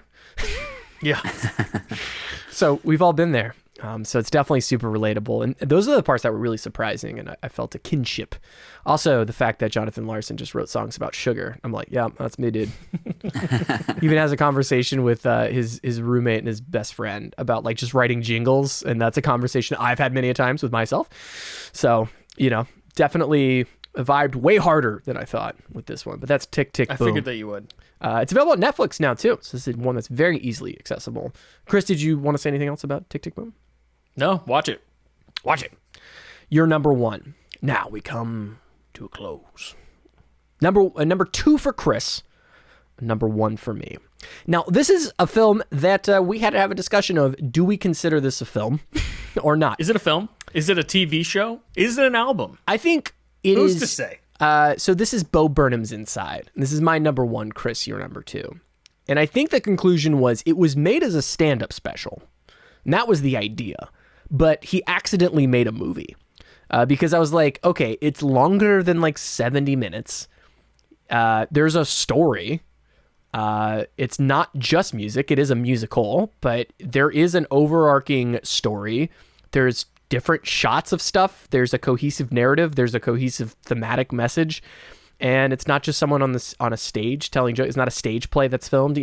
It's a filmic experience that occurs. And therefore, I think it qualifies as a movie.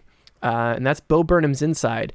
And when I look back, why this meets number one for me is it because we saw it together? I mean, part of it, Chris, you bring up a great So point, sweet. which was this was one of the few times during the last 2 years, honestly, that we all hung out together and watched something. So not only was it a great experience watching it with dear friends and enjoying it and having laughs and being stuck in the kind of psychosis of it all, but I didn't invest myself and make sure that I was telling everybody about something more than this. I became a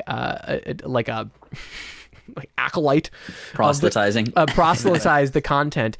And I remember telling everybody at work. I remember telling every friend I knew, you have to watch it. You have to watch it. And seeing Have it. you heard of Bo Burnham Inside? And seeing it explode, seeing all the TikTok fans of it, like Bo Burnham not having a TikTok presence, but seeing everybody, there was a trend that one of the songs people were making new verses for it, that funny feeling, there was a trend where they would make new things. So seeing his impact on the internet, even outside of that, seeing everybody just fall in love with the music itself and how funny it was and how smart it was, but also catchy and just really well made. I mean, Bo Burnham's someone that we've been watching and has directed his own films now. He's directed 8th Grade. Yep. At this point, Big movie. Yeah, absolutely. He's been in. He was in Promising Young Women. So he's had film he's had acting experience. Was he in Promising Young Woman? Yes. Yeah, he plays. No, I'm just joking because Chris still hasn't watched this movie. Oh, he wouldn't know. Even though I'll be spending my money on a promising young woman first. Last for the year. Yeah, will you? You bought The Green Knight, as I recall. So that was like I rented it. Well, you didn't. As did you. I actually thought. Side note. When I was making the top 5 list, I had to look back and verify Promising Young Woman came out last year because I was like, that has to make top 5, and it did come out last year. But yeah, so he's had a lot of experience in filmmaking, and he's always made silly songs. He kind of made his prominence. He's a kid of our generation that made his prominence from YouTube and singing stupid songs on YouTube, and that's what got him famous. And I've loved his stand-up specials, but I think this is the breaking point of like, oh, you actually finally, to the point of we were talking about Larson and him just having to break through, and part of that is like, oh, write your next one and see what happens. Like, this is a result of, although a lot of stuff has been working for Bo Burnham, his music to me didn't reach enjoyable or like fully well fleshed out until this point. So to see that maturation happen in this special is really incredible. It's like, to your point, Chris, that you've brought up about post-pandemic art that we've talked about. This is the most post-pandemic wrestling with your mental health and being isolated. Dealing with the internet age and how corporations and how you and other people interact with each other via online conventions. It kind of takes the piss out of a lot of those different facets. To me, it is a generational, once in a generation, like, ode to life on the internet and life post-pandemic, if I could put my finger on one. And the songs are catchy as hell, and it's very funny, but also very, like, kind of self-serious in a lot of ways that make you think. And for that, it's just like all those emotions, and it's the thing that I think about all the time. I still put on the music. Of course, it's my number one. I think it's a fucking masterpiece, to be honest. It's really great. I know there's a lot of like, it's so good that I see like cool kids now shitting on it. That's when I know something's truly made it. It's when cool kids start shitting on it. That's when you know it's really good. So that's Bo Burnham's Inside. I love it. I will defend it to this day. It's amazing. Chris, it made your number two. What did. Do you love about Bo Burnham's Inside? As you mentioned, and as we've talked about in the past, this is a perfect time capsule of what we went through in 2020. I've never, obviously we never dreamed we would be going through an experience like a global pandemic. And we said that a ton of pandemic art was going to be coming out.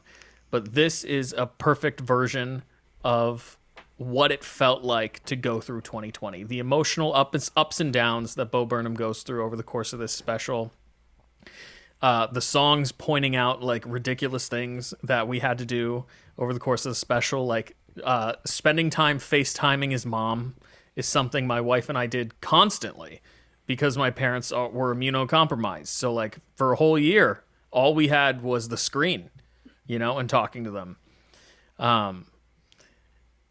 Yeah. We will look back at Bo Burnham Inside, and this will be how people in the future will be able to say, okay, that's kind of what it was like to go through the coronavirus in the year 2020. And for that's why I put it on my list. Once we decided that this was a film, which I still don't necessarily totally agree on, it is one of these pieces of media that kind of blurs the lines of what it is, as we were talking about earlier. But as soon as we, as a group decided that this was a movie, I knew that it had to be on my list. Yeah. I mean, it's nearly 90 minutes, an hour and 27. I'm looking at, I think, is the official runtime. So it definitely has the length. And to Christian's credit, there is clear direction that's happening here that goes above and beyond, like direction and choreography that maybe lends itself to, obviously his stage shows have a lot of that as well. But I think it's fair to consider this with the length a movie. And yeah, watching this with you guys was amazing. It was touching, nearly definitely bringing tears to my eyes at times. Showed Bo Burnham's capacity to be vulnerable and real. And maybe some of it is acting, but it really felt like genuine expression of emotion that was coming from a true place and grappling with a lot of things that everyone was grappling during this time. A great counterpoint to Tick, Tick, Boom as well. Him turning 30 on screen and lamenting over not having this project finished there.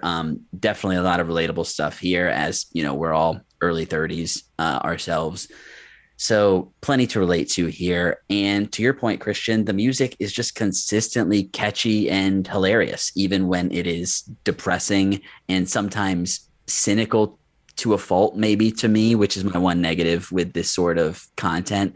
But this is a really good shout out that, if people haven't seen and are interested in stand-up comedy, like you said, this will be looked back on as one of the really representative things that came out of 2020 and 2021, I think.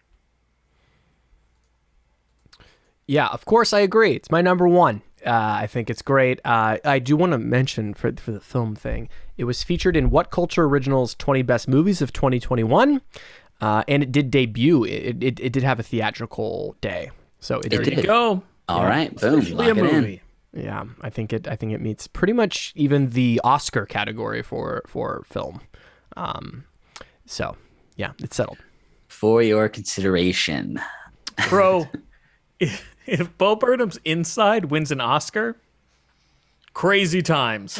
I'm not saying it's not deserving, but that's insane. I think it's on that level. It is an amazing piece of art. It is something that we talked about, like this blurring of a line of what is a film and what is that, like what one.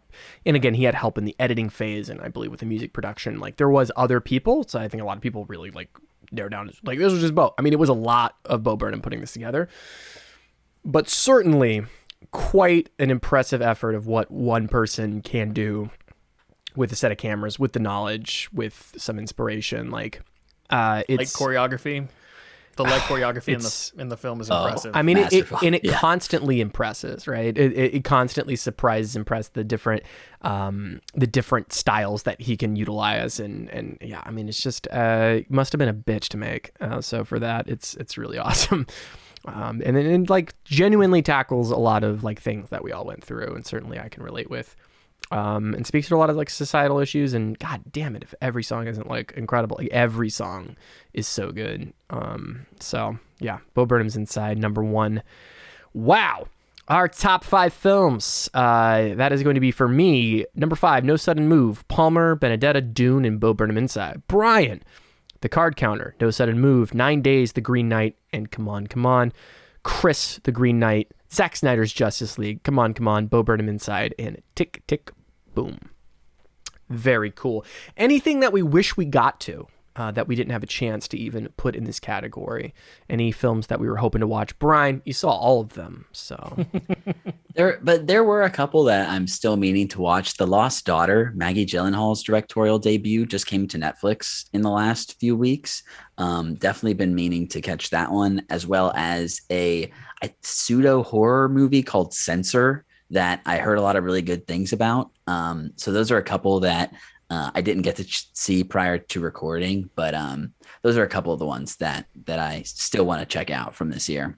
And obviously all the stuff that there's so many things at festivals or like that have only New York and LA things that will become widely available next year. That was borderline 2021 films. I was seeing some lists that were listing Nomadland as a 2021 film. Like certain things that got Judas and the Black Messiah, like we couldn't see that until this year, but those I just kept because they were Oscars for last year. I didn't include those as potentials, but yeah, there were so many that came out this year. Yeah, absolutely. Chris, any ones that you wish you were able to catch? As I mentioned earlier, No Sudden Move. I'm going to watch that as soon as I can. And then Being the Ricardos. That's another movie that I really wanted to watch, but didn't get around to seeing prior to us recording this episode. Yeah, definitely an honorable mention. Me and Brian checked that out, and I definitely would put it in my top 10 for sure. Being the Ricardos was pretty great, but I'm also like a little bit, just a tiny bit of a sucker for anything made by Sorkin. That's correct. Thank you. Understandable. Yes. And I wanted to see Red Rocket. I heard nothing but good things. Seemed like a movie that was right up my alley. Brian, you had caught Red Rocket, right? No, I haven't been able to see that either, shit. actually. See, none of us had seen it, and that to me is one that I was like, that might be the one that I see, and I'm like, fuck! You would have Red Rocket blazed right past Bo Burnham. Y'all both need to see Licorice Pizza, which that didn't too. make my top 5, but Cannot wait. On second watch, it really kind of, the first time, because of all of the talk and criticism around it, I kind of didn't know how to feel, and the second time, it was just nearly like Once Upon a Time in Hollywood levels of just like so easy to just hang out with this movie, and it just moves. It's hilarious. Definitely. We have a date for VOD. That's what I'm waiting for. I couldn't go to a theater. Yeah, I don't think we have. I don't think so yet. It's probably going to be a couple months, I imagine. Soon as that happens, definitely going to watch it. I legit was going to go see it in theaters before recording this episode, but I had tested positive for COVID-19, so I was not going to go to a theater and expose other people to it. And although I didn't really have a bad time of it, it was really fine having 3 shots. I couldn't go to a movie theater, which was very, very sad. So also in the same. Not COVID shots. It was just bourbon. It was just shots of bourbon. 3 shots of bourbon. I was so drunk, I didn't realize how sick I was. It was great. But yeah, licorice pizza definitely one. So Red Rocket, licorice pizza, definitely two that I wish I had on this list. And so maybe sorely missed from a top 5. Very cool. Well, gentlemen, that's it for season 3. That's it for this episode, talking about our top 5 movies. So fun to do it. We did all of our top episodes that we'll be putting out in one go. So we're very, it's been a long record. Big boy. But we're happy to do it. Gentlemen, where can people find more of your work on the internet? Loyal listeners and viewers, you can find me on Twitter at Chris Conkling, talking about all things nerdy, television, movies, video games, comics, collectibles. If it's nerdy, I'm talking about it. And you can find me at True Pop-O-Holic on Twitter. And you can find my band at Midnight Satire, Not So Serious Man, streaming now. Please check it out. Got some more stuff coming early this year, so excited to release that, so keep an eye there. Chris, what do we got coming up for season 4? What are our plans? Interesting you say that, Christian. For season 4, we're going to be going through a bit of a format change. Christian, as he mentioned in a prior episode, is going to be stepping away for a little bit. He and his wonderful fiance are about to have a baby. So Brian and I are going to take the reins. And we're going to cover a lot of upcoming movies coming out. Brian, do you want to chime in here and list some of the movies that we're going to be covering? I know, and this is still not finalized yet, but I know The Tragedy of Macbeth we're considering covering, Morbius. We're kind of going to do more of a very recent week-by-week new releases, maybe a week or two delayed from when they're coming out to give us a little flexibility with recording. But yeah, kind of defaulting to more all-new movies and shortening our episodes, changing things around a little bit with the weekly upload. But yeah, I am obviously ridiculously excited for the birth of Christian's child. This is insane. And I'm hoping that we can get some cool guests to kind of fill in the meantime as well, that I got to start reaching out to people about. Yeah, the Pop-O-Holics, the important thing to know is Pop-O-Holics is not canceled. I will be intermittent and then definitely gone for a period of time. So you'll get some more of me before I'm out of the picture completely. One of the first questions that Christian asked us when Brian and I started listing all the movies that were coming out was, when does the Batman come out? That's right. And it's like right when his child is about to be born. So I'm going to try to make that episode because I like Batman. May have to miss. I'm going to miss some births. You're going to be playing Metroid Dread and watching the Batman instead of at your wife's side. Fiance. No, I will try to be a good man and raise my child somewhat. But he may be our first guest on the pod next year. We'll see. He'll most certainly be audible on the podcast in some way, I'm sure. So look forward to that. So loyal listeners, faithful viewers, try not to get too discouraged if you don't see me on quite as much. It is just Daddy's just sleeping. He's not dead. Yeah. Yeah. Pop-O-Holics, you can find more of. Subscribe to hear the latest episodes that we got coming in our new season 4 that will be premiering sometime next month. You can subscribe on the YouTube channel. Appreciate that. We're over 200 subs now, so growing very rapidly. Thank you, guys. Thanks, Vin Diesel. Thank you, everyone. And that one video that we have that's skyrocketing for some reason. I'm like, wow, the movies. Yo, that fucking Fast and Furious review that we did has more streams than any of my music. Like combined, it surpassed that not too long ago, which was very cool. So love to see that YouTube channel growing, so subscribe there. We also have our audio feed, which is on your favorite podcatcher of choice. You can follow us on all the social medias. Email us at popoholicscast@gmail.com. I'll have plenty of time to respond to those while changing diapers. And we also love to hear a 5-star review on Apple Podcasts. If you want to be a guest, want to suggest a guest, anything like that, you've got someone cool in mind, we love getting diverse perspectives here. Email us at that popoholicscast@gmail.com. Other than that, we'll catch you next year, next season on